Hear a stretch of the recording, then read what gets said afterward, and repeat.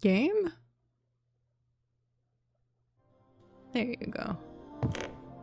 That morning, you descend the stairs to the dining hall to see a disgusted Aleste crumple a piece of paper.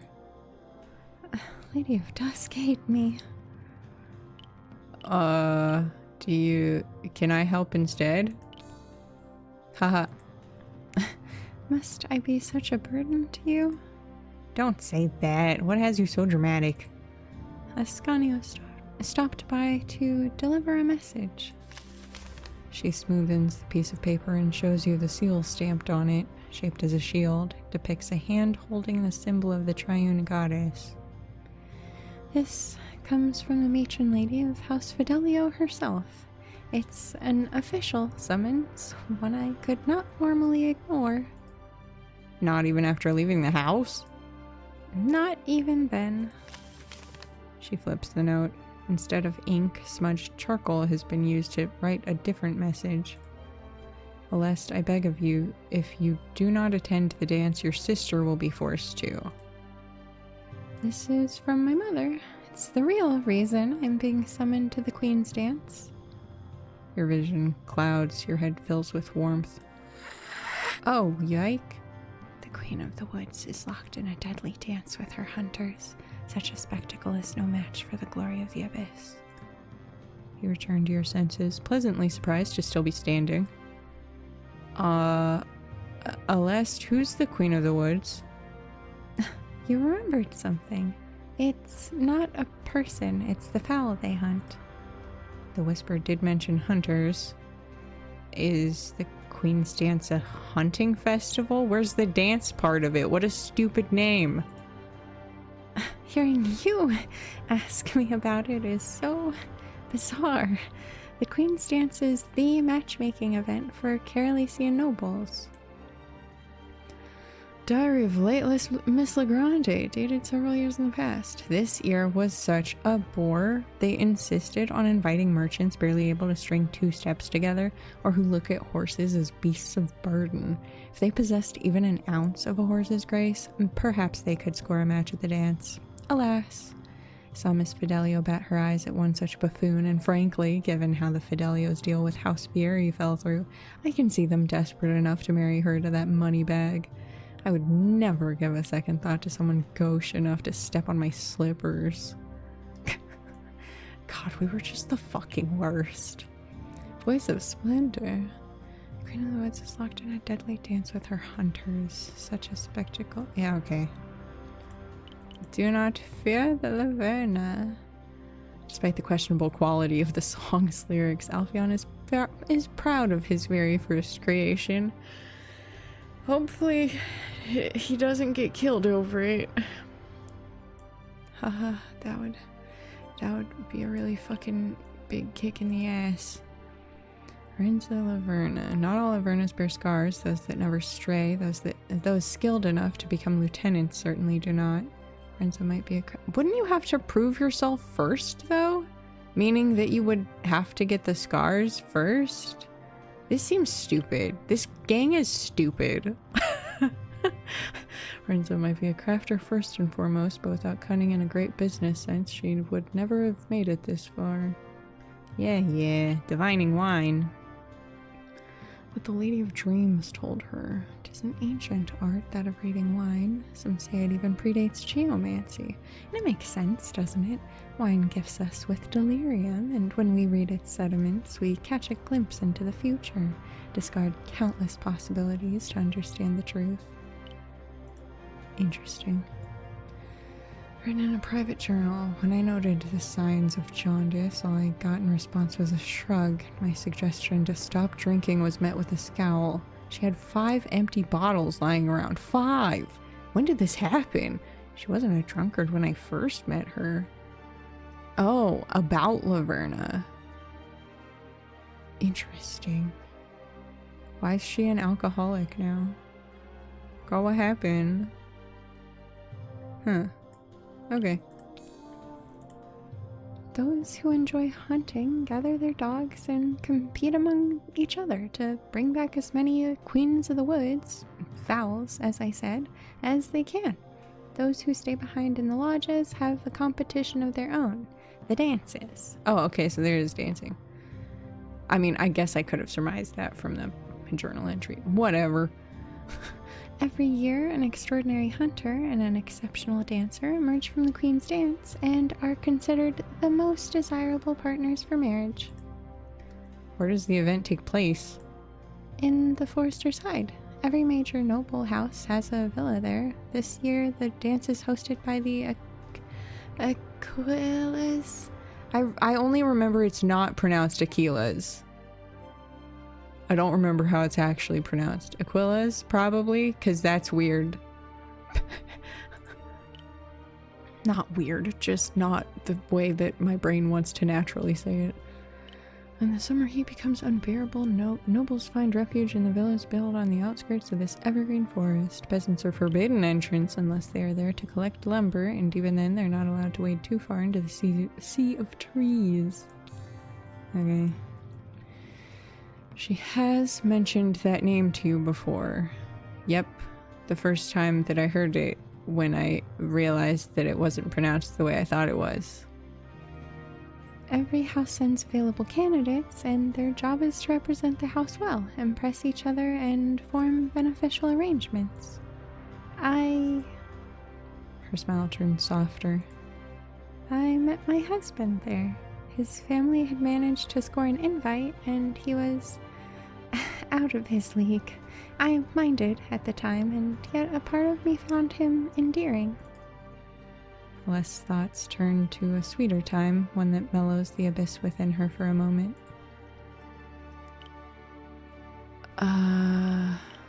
Why does the matron lady want you to attend? House Fidelio must be in dire need of money, favors, or both to ask this of members of the main branch. Knowing the matron lady, she already made promises, and if I do not attend, the next suitable candidate will. Your sister. Beside herself, Celeste shakes her head pleadingly. Who is not of age. The matron lady wouldn't. Would she? Celeste slips then grimly. She would. Once the visa debuts there, she'll become a candidate for marriage, and her hand can be promised to this mysterious suitor.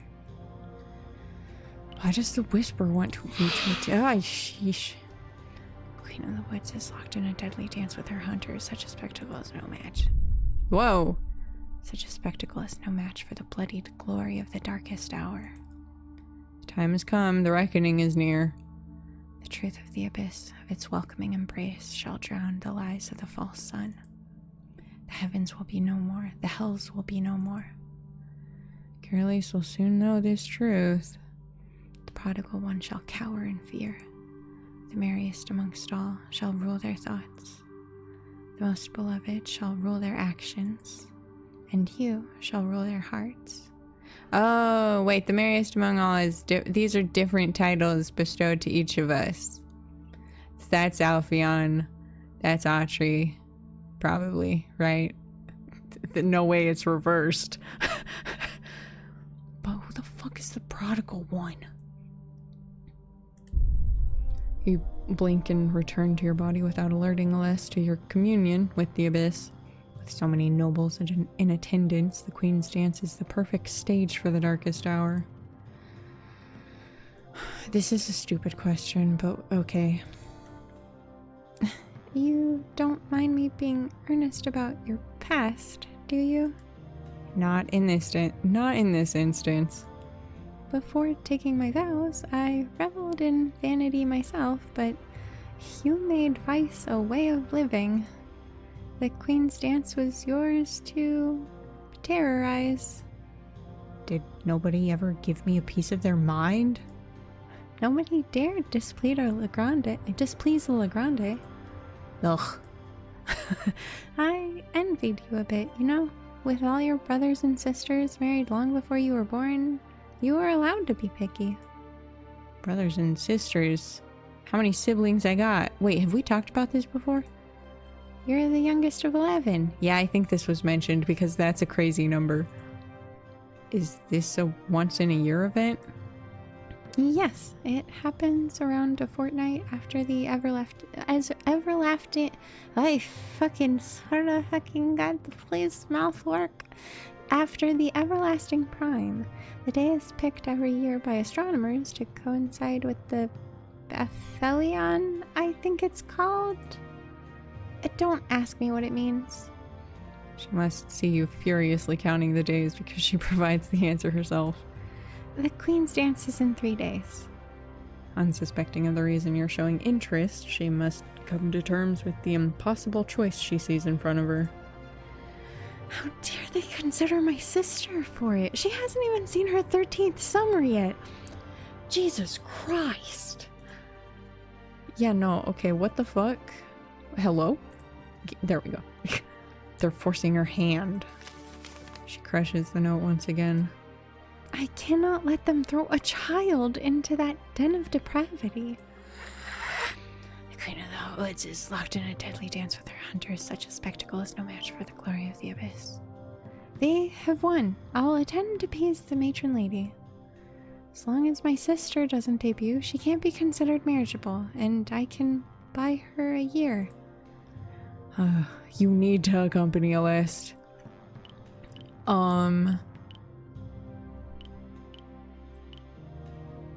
Okay, wait. Okay, wait. We have to go, but how are we gonna... We're just gonna show up out of nowhere the child of this big family? The fucking evil disaster child? Oh, that sounds crazy. We're crazy. I'm coming with you. You're what? You had all but forgotten about the Queen's dance, and now you're coming? You shrug. You can't come with me. Half the people there attended Miss Legrande's funeral. Curse that stupid fucking miss.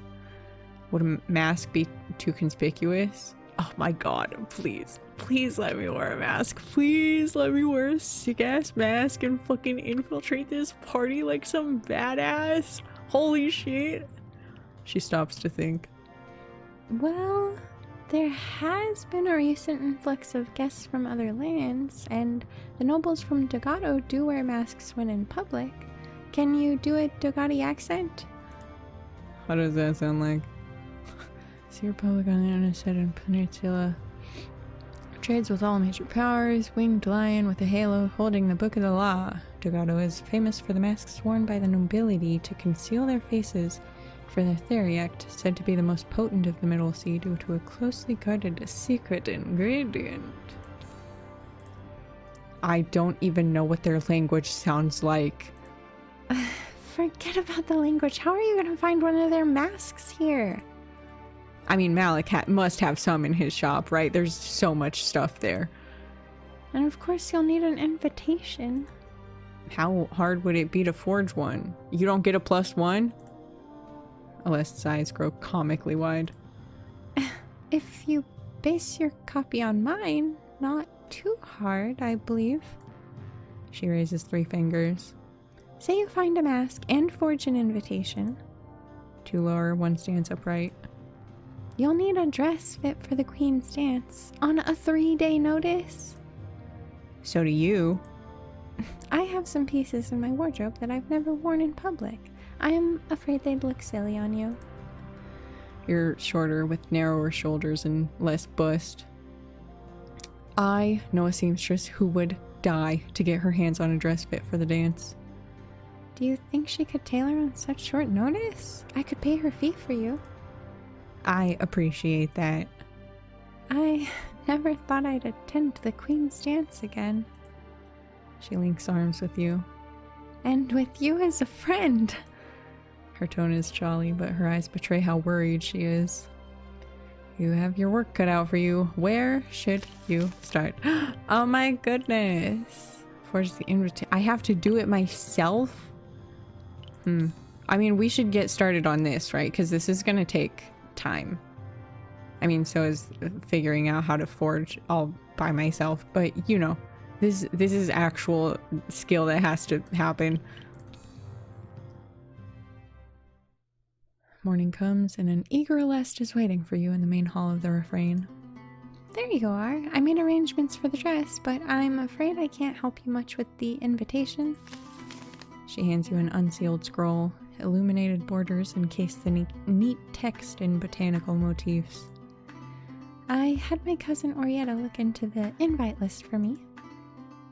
In the past 3 years or so, a certain Miss Serena Ipsissima Venier from Dogado has been invited to the dance, but has never attended. Nobody knows anything about her. Holding your hand as if it were clutching a mask, you bow to Aleste as Serena Ipsissima would. I'll make her join for the first time in 3 years. She grins, clearly of the same mind. You have your work cut out for you, Miss Venier. You have 2 days to forge an invite. Have some faith. I suppose I could pray for the Lady of Dusk to cloud the eyes of the one in charge of the list. Before I do that, however, we have a dress to take care of. We should head to the Stitch and Seam, where your seamstress friend works. I had the servant deliver 3 chests with all my unused dresses there. 3 chests? Will take up more space than the walking area of the whole shop. Also, why did you send that many? I only need 1 dress, you absolute lunatic. How many dresses is that? 7 of them. Poor flock to the Temple of Dawn to be given the poor flock to the Temple of Dawn to be given soup that's more water than substance, all while the nobles spend small fortunes for their parades and fashion. One is so precious, it's stored in a chest of its own. Your brain itches. After witnessing abject poverty, you wonder why it's allowed to exist next to such ludicrous wealth. I've never been to the Stitch and Seam. You'll have to be my guide. Take her arm and leave the guest house. I mean, I guess this is safe. The bad people aren't wanting to murder you, they just want you to go back home. And we're doing this to comply with your house's wishes, so it's not far, I promise. With her jaw clenched, she nods. You thought she'd be happy to finally be outside, but she looks on edge. When you round the corner, she looks over your shoulder, and when you walk past an alley, she peers into it to make sure it's empty. You're safe with me. I got you, dude. Oh? I mean it. I've picked up a trick or 2 in my leave from the Citadel. Are you ever gonna show them to me? Who knows? Once the Stitch and Seam enters your vision, you point it out to Aleste. There it is. 2 servants are sitting against a miniature mountain formed by 3 gigantic chests. They spot Aleste and jump upright, bowing as she approaches. There's no need to be so formal anymore. Sarah. Anelia's cry startles you all. She runs outside the shop with a smile as bright as the sun, followed by the head seamstress. Sarah and Lady Fidelia, thank you again for your patronage.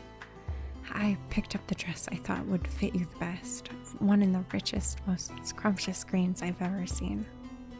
Aleste mutters something to herself that sounds awfully like, that's the one my father gifted to me. Anelia here still had your measurements, Sarah, so she already went to work. Oh. I was shortening the sleeves. Her eyes dart from you to Aleste. The skirt's length also needs adjustments, and the bust will need the most work, I think. Damn, my boobs are that much smaller? Sheesh! Lady Fidelio, please come inside. Enticed by the generous pay, Anelia has fully embraced the opportunity to work on such a lavish dress. She takes her measurements, lets you try on the dress, and broods intensely over the cuffs. Perhaps I could bunch the fabric together and cover it somehow? This is for the Queen's dance, right? The question takes you by surprise, but it shouldn't. Anelia was a noble after all. Have you ever attended it? House Casteldon fell from grace long before my debut. She sets the needle down and smiles. I got a taste of it thanks to this dress, even if fixing it will drive me mad. Is it that bad? She bunches the fabric on the chest together. I need something as beautiful as this fabric and of a matching color to conceal the stitches here. She spends a moment mumbling to herself before her face lights up. Anelia? Lady Fidelio, might I ask something of your servants? And just like that, Anelia floats into the other room to request materials. You catch a glimpse of Celeste's garment. Its bright yellow silk reflects the light so beautifully. But she doesn't seem thrilled to wear it, and you can see relief wash over her as she returns to her sisterly robes. While her dress needs only some minor adjustments, yours will require the rest of the day and most of tomorrow. It should be ready when you come back. Anelia got her wish granted and is now furiously sketching on a loose sheet. Are those peacock feathers? Oh no, what are you going to make me wear? What are you doing?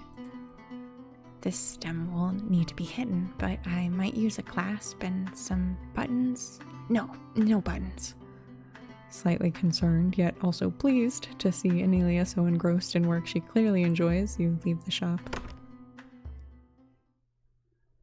Hooey. You unroll the lavish vellum, illuminated with details in gem-like inks. You lack the time, materials, and skill to make a convincing copy.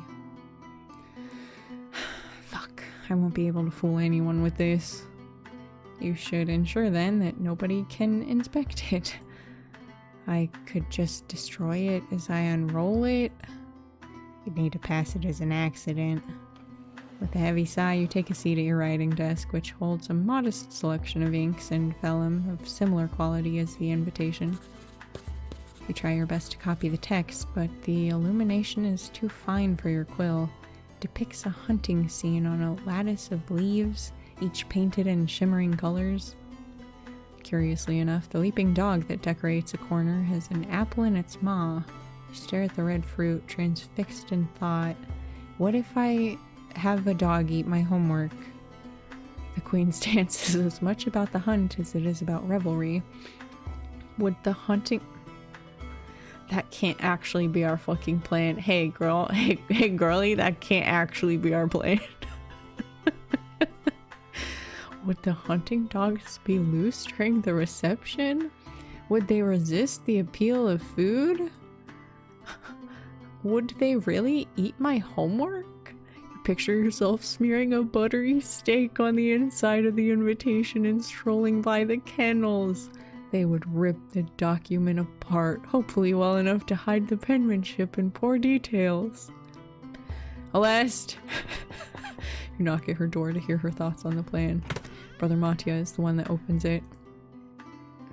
How's your calligraphy exercise going? You show him the stark difference between the two scrolls. Oh. Did you even try? At the start, yeah, and then I had to draw the borders, and I had the most brilliant idea you've ever heard in your whole life. You share with her what you came up with a minute ago. The shredding of the invitation to mask its dubious appearance. I guess I could pay a servant to let the dogs loose as we arrive. You should have expected them to be in their kennels during the reception. As for a steak, it shouldn't be prepared with garlic or onion. Those are bad for dogs. Good to keep in mind. She seems at a loss for words and shakes her head in disbelief. I'll be honest, it's a risky plan. What if the animals run away with the invitation and deliver it to their owner? What if the damage isn't enough? You look at your subpar copy.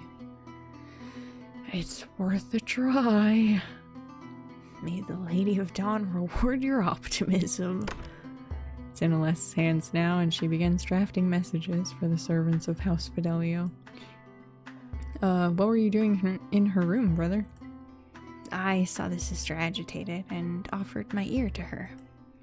It's unlike him to be so brief. I'm not gonna push you on this. Tell me, Zara, do you think I could go back to the temple anytime soon? I hope you won't have to wait much longer, brother. He seems relieved. I fear a sennight more of seclusion might drive me mad. I need a distraction. He's itching for something to do, anything to ward off the idleness and lift his spirits. How? Have you ever been to the Belfry? I didn't think it'd be accessible. Follow me. I'm an expert at breaking into this. The time you spend with him pours down the hourglass in a flash. Aleste returns with good news and joins you until the evening. Yahoo!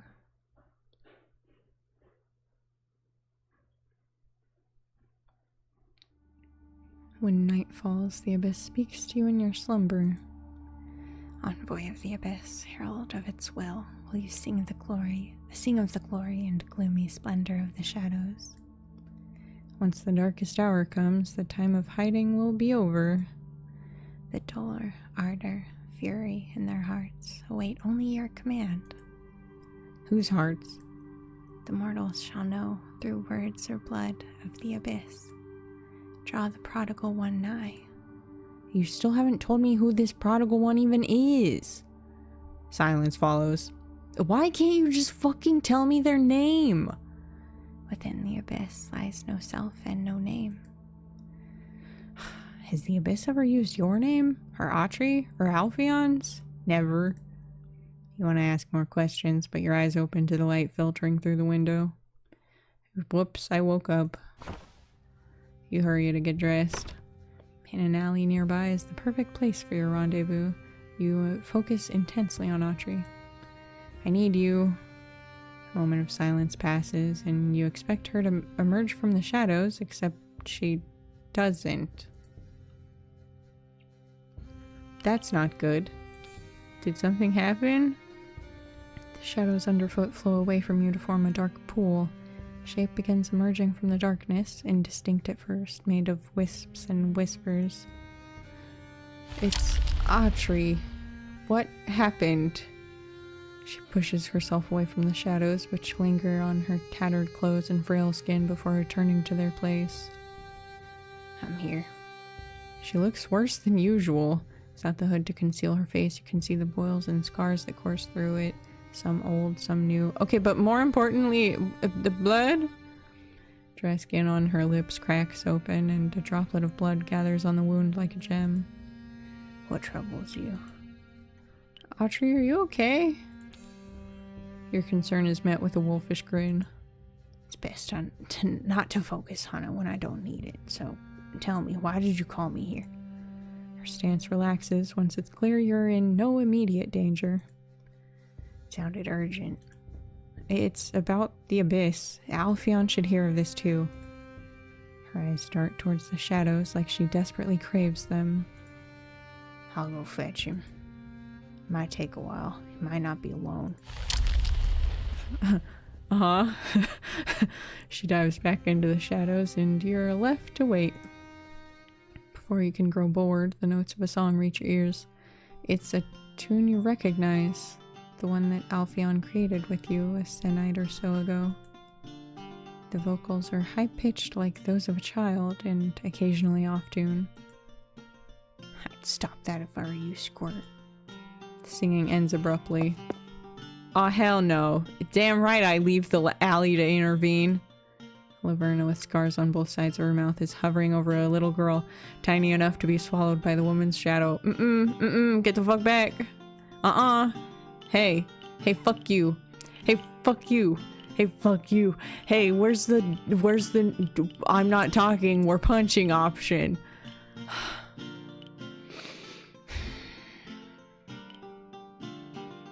Really? You're intimidating a child? For real? Her head whips around. You have her attention, but she's still too close to the little girl for comfort. If you offer yourself up so nicely, miss. The ruffian cracks her knuckles and stomps towards you. Oh, hell yeah. Fuck yeah. Let's do this. Let's fight. Help, there's Laverna here.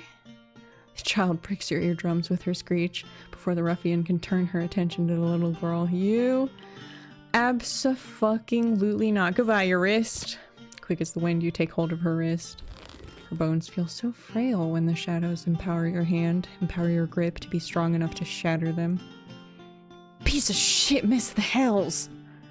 Her hand hangs limp when she tries to wrangle it away from you. Then the windows and the doors around the little square open. Laverna here? Even through the pain, anxiety lodges itself like a shard through her heart. The safety she knew is no more. Laverna's secrecy has been compromised. Good, you think. An old man shakes his walking cane in the air. You thief, liar, scoundrel. Beast most inhumane. Alpheon would be so proud to have his verse quoted like this. You should tell him. Get out of here. As soon as the woman leaves, the child skips next to you. She didn't hurt you with that itty-bitty face of hers, right, miss? She didn't. Thank you for rescuing me. The child giggles and resumes singing. Oh, good. That's good. I'm happy. We've done good today. We can fuck up whatever else we're gonna get done today. That was good for me. My heart is healed. You return to the alley, relieved to finally see the results of your plan after so much waiting. And we're back. The shadows stretch and thin to let Autry and Alpheon out. Why did you need both of us, Zara? That's straight to the point. What happened to pleasantries? Oh, Alpheon, how have you been? I haven't nagged you in days. That sort of thing. Autry purses her lips in disdain and elects to ignore him. You take a moment to arrange your thoughts. The darkest hour draws near. In 2 days, most of the nobility will retire to the Forester's Hide to attend a matchmaking party, the Queen's Dance. Such a spectacle is no match for the glory of the Abyss. You'll be in attendance. You nod. A moment of silence passes among you. Of all the people in the city, it wants you to show its glory to the nobles first. Through words or blood, yes. The time of secrecy is over. It'd be straightforward if it wasn't for something else. Someone, rather, the prodigal one. Our mysterious envoy who created the false sun. Whoever they are, they have more restraint than I do. How could they just not even introduce themselves to us?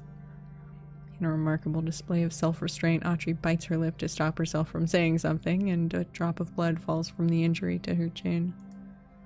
She wipes it off with her sleeve.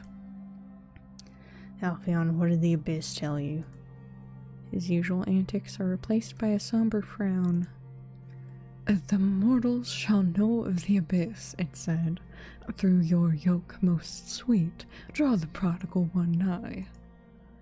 The mortals shall know of the Abyss through your tender gift of fear. She pauses. Draw the prodigal one nigh. It's all fine and dandy, except we know nothing about them. Not a single thing. Must be someone much more ancient than I am, and powerful enough to conceal their presence from us. Don't you dare equate age with power now. Not only power, politics. Always found it peculiar that the Four Winds never introduced themselves to us despite the city's ties with Banu Havadyar. That might have been the case, but one of them, Shiroko, has introduced himself to me.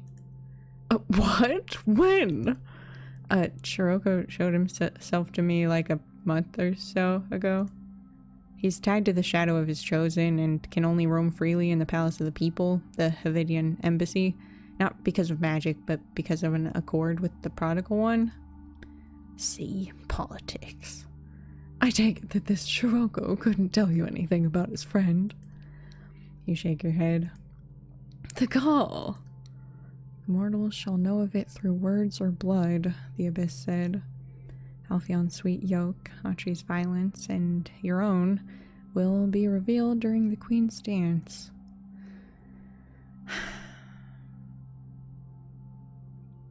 Are y'all gonna just do what it says? No. Alpheon. It's clear she doesn't share his disregard for the Abyss's plans. You don't imagine unearthing the Abyss will be easy, given the almost universal love for the goddess. I mean, quite frankly, I don't give a shit.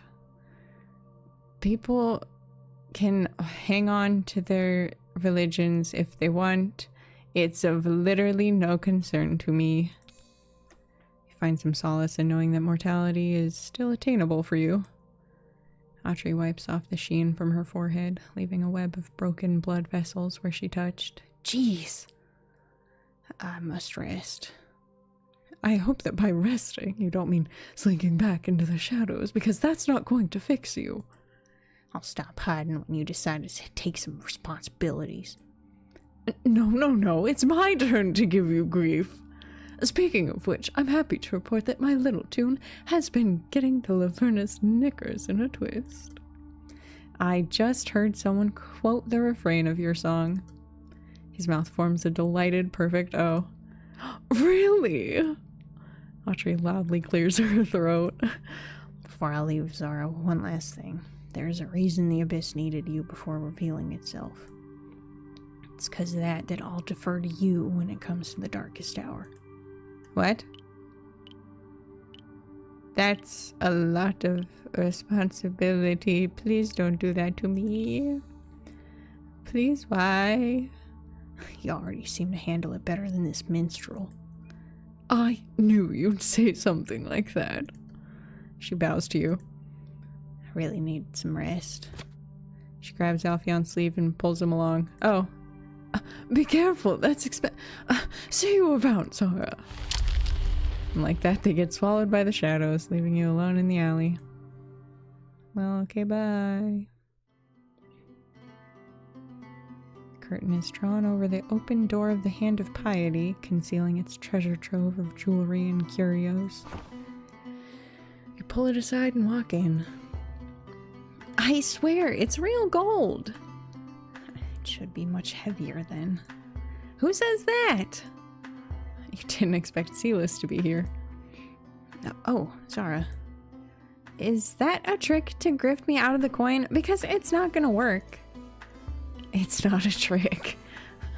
With comically large eyes, she whips her head around to look at you. What are you doing here? Malik pretends Silas didn't just sweep the coin off the counter while talking.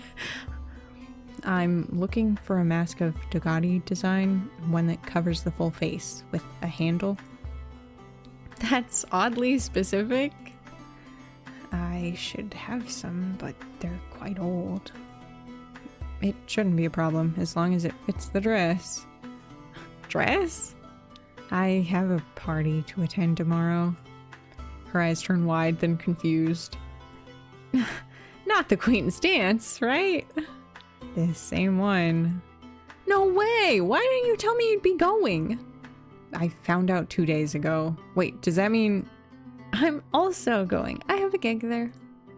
How nonchalantly she reveals that the Laverna have a stake in the party. 3 pairs of eyes are better than one, and you soon amass a discreet collection of soulless wooden faces. Masks, not all of Dogati craftsmanship. Some have scratches in the varnish, others are chipped or have missing jewels. How come you have so many? They're a foreign curio with no practical here in Caerlease except to be pawned off. So, do they fetch a nice price? He looks at the cloth tag of the closest one, a wooden mask with a droopy silken net on the forehead. Some did, before time ran its course. The last piece in the collection is a simple white mask with a couple of scratches on the smooth varnished surface. It's a bit too simple compared to the dress, especially given Anelia's idea to add feathers to it, but Malik could help you embellish it. Wait, what's it look like? Simple white. Okay. Do you... I hate that we have to ask this. Do you happen to have peacock feathers in the shop? Not loose, no. Why use real ones when he can paint them? I'm terribly out of practice with the mixing of colors. I'd compensate you, of course. House Fidelio's paying for the mask, after all. Will you two help me with the shop while I do that? If you pay me for that. Silas blows you a raspberry when you frown at her. Leave it to us. Empty ink pots are repurposed into containers for various pigments and oils, mixed together to find a good balance between consistency and intensity. Fully focused on the task at hand, Malik is quiet but not brooding. He enjoys what he's doing, and that gives him a sense of purpose. Silas pulls you aside to whisper, I don't want to disturb him, but this is deathly boring. You can leave. But then I won't get paid! For her, the silent wait is torture. Did I tell you how I'm getting into the dance? Oh, by the way, are you good at foraging? Because, God, we need a better plan than having a dog eat my homework. Not yet. I'm all ears. I forged a copy of the invitation, but it's so fucking unsightly. The plan is to have dogs eat it before anyone can look at it. This is so stupid when you say it all at once. Oh no. What? That earns her Malik's frown. She lowers her voice to a whisper excitedly. That sounds straight from a play. You explain to her what little Alestis told you about the plan. Huh. You know, it might be the perfect diversion for some sneaking around, if you know what I mean. Hope you'll pull it off. After hours of painfully precise work, Malik places the mask in front of you. What do you think? Impossibly detailed peacock feathers have been painted on the mask's forehead. The rich blues and greens have a beautiful shimmer to them. You did see him add ground glass to the pigments. Malik, it looks stunning. It does! You're really good at this. Glad to hear you like it. Do you want to keep the mask here until I arrange the pavement? There's no need. I trust you'll keep your word. But be careful, the paint's still wet. The old mask, what you thought would be the weak spot of your disguise, is now perhaps the most convincing piece. Wow. Mortals twist their very nature, for the rays of the false sun conceal the truth. Free them. This is your mandate. Do I gotta... Harbinger of the darkest hour, their blood begs for your touch. Does it though? Ah, gentle with those things. From the hallway you share with Aleste, you can see that her room is in shambles. One servant is lacing her braids with golden dust, and another is crushing red paste in a small mortar. Draped in yellow silks and pure gold, Aleste has never looked more beautiful. Serena Ipsissima, will you need makeup underneath the mask? Why would I need that? I don't plan to take it off. It would smudge underneath the Ducati mask, Lady Fidelia. I told you it's Aleste. My apologies, Aleste. You haven't seen the mask yet, have you? With pride, you present to her Malik's latest creation. How did you manage to find something that goes so well with your dress? My friend Malik fixed this old thing so well you'd hardly believe it's a decade old. Before she can say anything, another servant enters your field of view. Miss Veneer, you should get ready as well. You give Aleste an apologetic smile and follow the handmaid. Oh my god. Fitting into the dress is the easy part. Confident with your measurements, Anelia has tailored it to account for your narrow shoulders and small bust. Fits like a glove. Sitting still while unguents are applied to your hair, however, is painfully boring. Zara, I hope I'm not bothering you. Of course not. Silent and efficient, the servant doesn't seem to mind his presence. Aleste wanted you to know that she plans to be fashionably late, not rudely. Did she tell you what she meant by that exactly? You have shy of an hour left before you need to depart for a fashionably late arrival. The pin she's using to secure your locks in place stabs your scalp. Jesus! It'll be lonely here without you two and Ascanio. What are you gonna do? Stay safe, please. Please, please, please. I was taught crocheting when I was younger. Perhaps I could pick it back up. That sounds great. You think you'll be that bored, huh? Without anybody around, yeah. Now that you think about it, all his interests, chief among them bocce, require other people. Raise your head, miss. Another pin stabs you. Jesus. I hate this. You should have left our hair down. It would have looked so much better. Or at least like... no fun. Brother Mattia engages you in idle chit-chat until you're ready. Just as you think your ordeal is over, another servant enters the room and places a small box in your lap. Jewelry? Yep. Jewelry for the occasion. You don't have any earring holes, miss.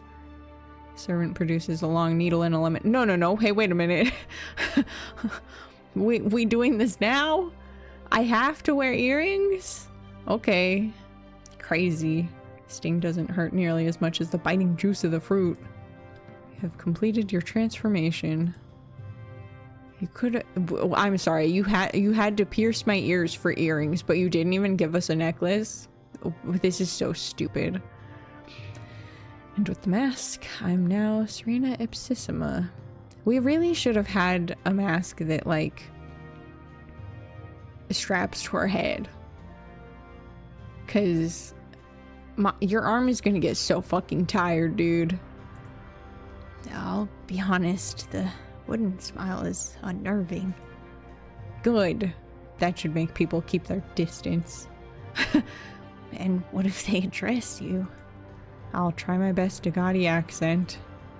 Miss Veneer, the carriage is here. Brother Mattia traces the full symbol of the goddess in the air. May Dusk favor your trickery. May the Prime bless you for protecting Sister Aleste from her family.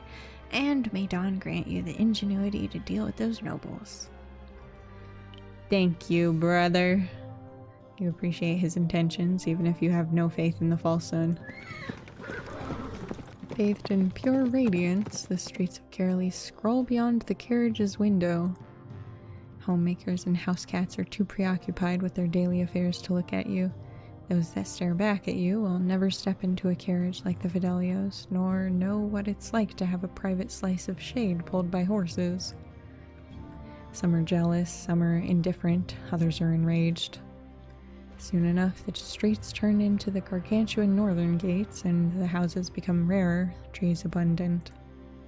Aleste's eyes are closed on the way to the forester's hide, and her hands collected in worship.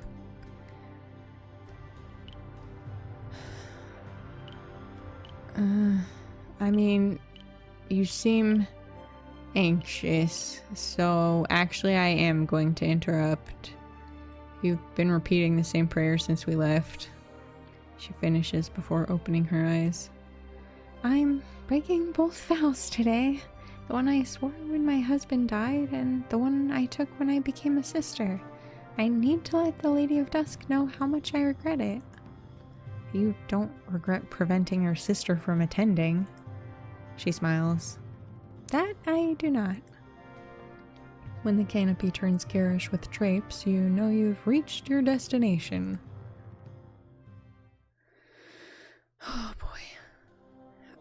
Remind me again what I should do about...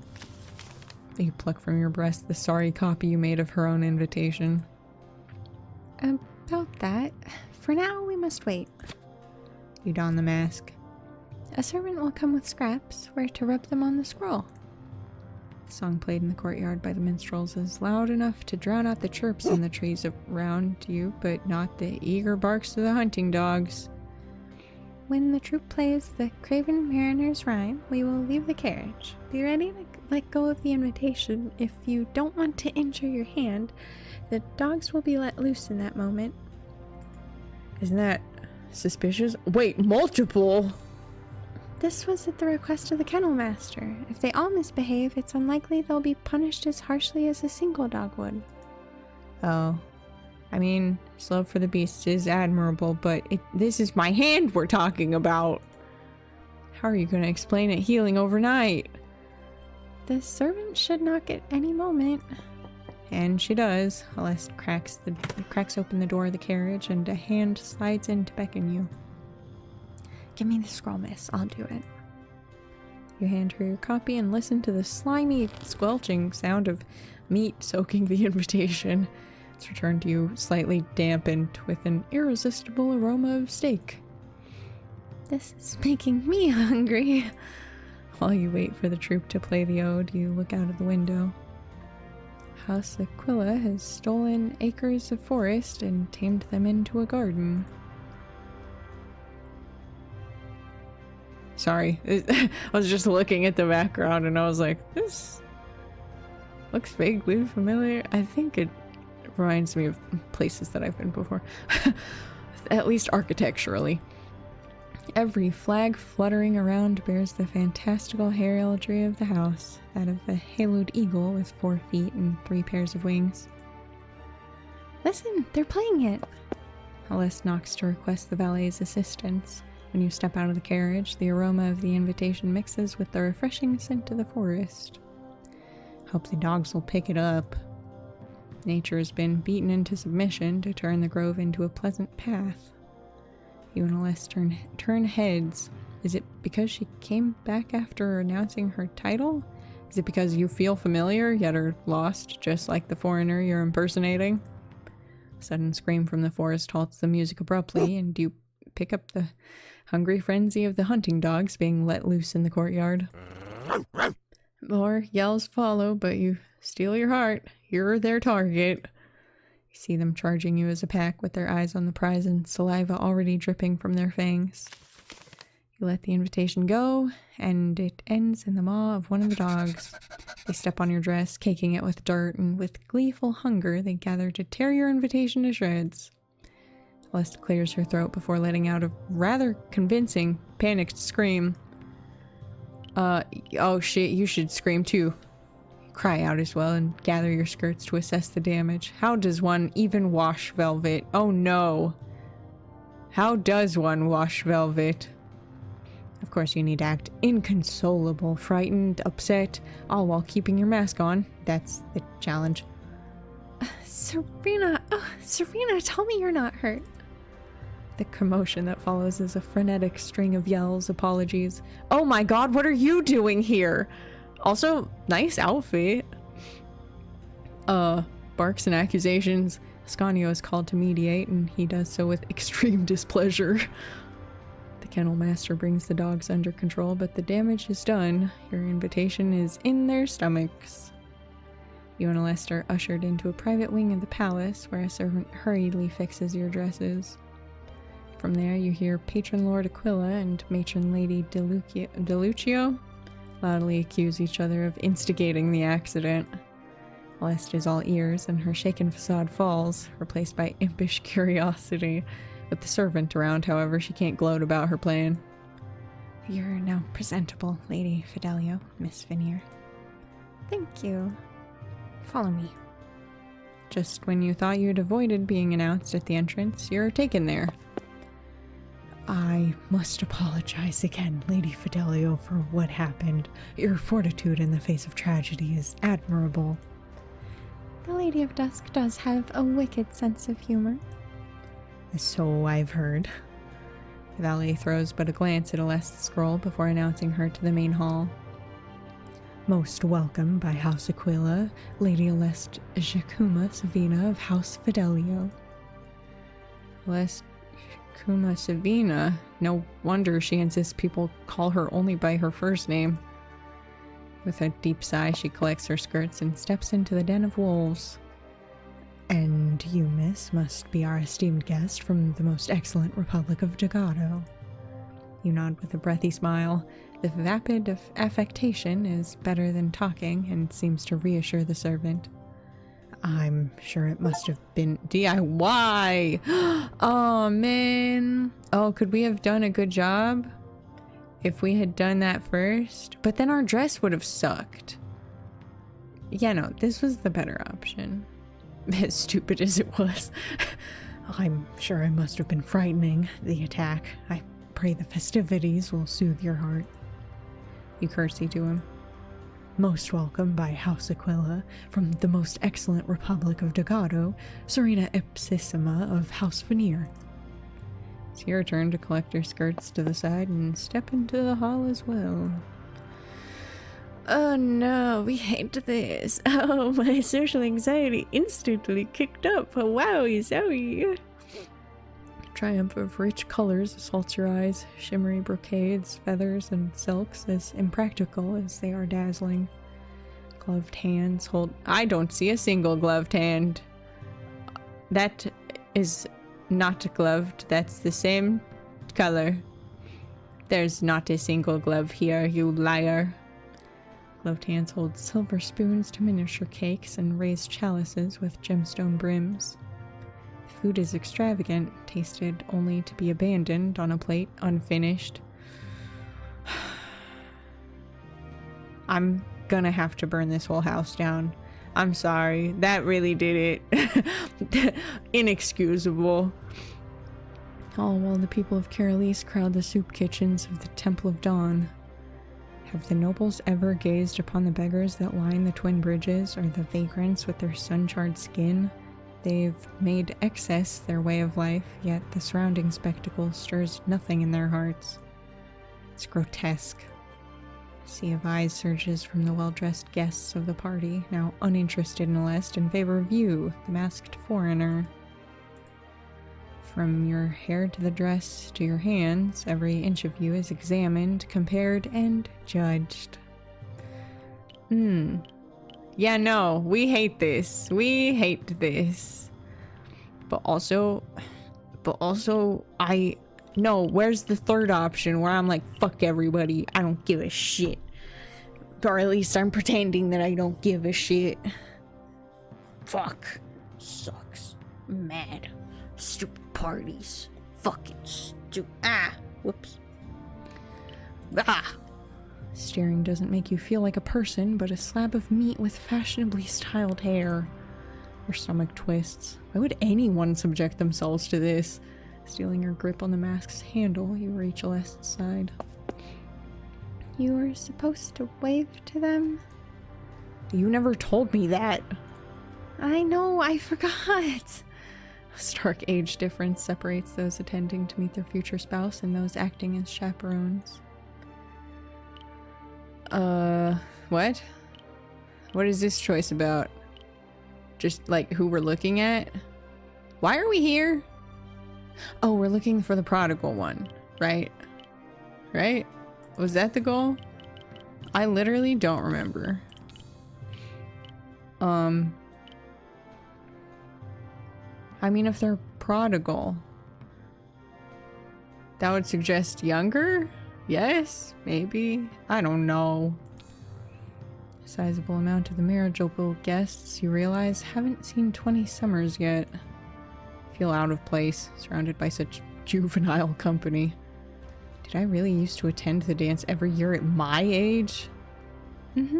If it consoles you, you were more interested in outdoing the other guests in the eyes of their houses rather than pursuing them. Thank the abyss for that. Grim purpose rekindles the flame of outrage in you. Carolis suffers while its rulers feast. If only the kitchens at the temples could serve a fraction of what's being prepared for the banquet. Who the fuck is that? Hello? Okay. Whoa. Well-dressed stranger approaches you. For a moment you mistake him for Ascanio. His fineries are as beautiful as they are a warning, for he belongs to the halls. He bows to you, then Celeste. Miss Fidelio, I take it. Lady Fidelio. I love how I'm just off in the distance. That's funny. I'm not going to say a single goddamn thing. This is Miss Veneer of Dogado, a dear friend. Curtsy after the introduction. Allow me to introduce myself. I am Keldrenon. There's a lot of letters, but actually it's easier to say than I thought it would be. I'm Keldrenon of House Gallants. Despite the formal occasion, Keldren will suffice, Celeste. She holds her breath. You're the one I'm being promised to by the matron lady. He confirms her suspicions with an elegant bow. Okay, well, immediately, immediately all trust has gone out the window just for that. Just for that, congratulations. I'm here to prematurely break your heart. Oh! Rescinded. Distrust rescinded. Wait.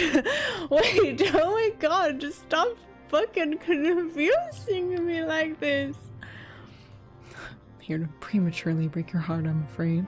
I've always been opposed to marriages of convenience. While the union of a mage and a priestess is the kind of fit for a novel, it's one I'd rather read than enact. Defiance makes his easy smile even more convincing. Then we're of the same mind, Keldrin. Lest is as surprised as you are, and relieved. So relieved. She doesn't want to marry again to respect her late husband, but you wonder if Keldrin might have more concrete reasons to oppose the arrangement. Shouldn't we not be talking? Because we can't fucking imitate this. We don't even know what accent we're supposed to be fucking imitating. Shit, fuck.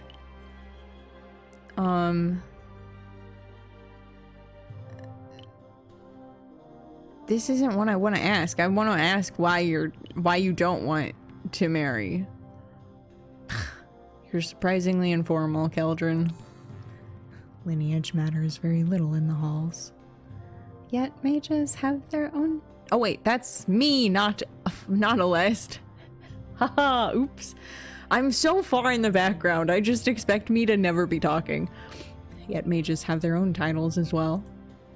They certainly do. Among them, my favorite is certainly Sol Invictus. The unconquered sun. His independence might be a matter of pride, you reckon? We both need to get out of this arrangement. And without having it burn us. Any suggestions? A moment of silence falls among you. Would a distraction suffice? Do you want me to unleash the dogs again? Perish the thought, please. The real reason you joined, of course, is to bring forth the darkest hour. Is it? Is it really? I kind of just tagged along to find out who the prodigal one is, I'm not gonna lie. I might have something in mind. A scandal, if you wish. Among us three, I'm the only one without anything to lose. Neither seem convinced, but Keldrin gives you the benefit of the doubt. You Dogani do like your dramatics. How is a scandal going to get us out of the arrangement? It'll have to be so grand, the entire dance will be cancelled. Alest eyes you with alarm. I need a bit of time to iron out the details. Feel free to enjoy the dance until then. I'll try to. Now, if you'll excuse me, I need to escape from the warden before his eyes bore 2 holes in the back of my head. Wait, the warden? He bows to you both and leaves for the banquet hall, away from Ascanio's frowning. Wait. Wait. Wait. Wait. What? You can't be serious. I am. Probably. Are you at least going to tell me what you plan to do? I need you to be convincingly surprised. That sounds awfully like a no. When will the hunters return? 3 to 4 hours. Depends on how successful they are. So, Lady Fidelio, what now? We could dance, although you'll need to be careful with your mask, or... The Lady of Dreams is here. The young woman collects her skirts in her hands to run past you, soon followed by her lavishly dressed peers. They gather around a small table covered in silk cloth. You did hear her tell Laverna that she would attend the dance. Oh, right. Don't tell me you want to go to the fortune teller. This is the last scam she'll ever fucking pull. No, she seemed decent enough, right? I'm trying to remember if she did anything terribly offensive. But I was so fucking pissed off about Laverna in the moment that I really didn't have any sort of awareness of the fortune teller. She's fine. I don't care. This is extremely funny though. Hold that thought.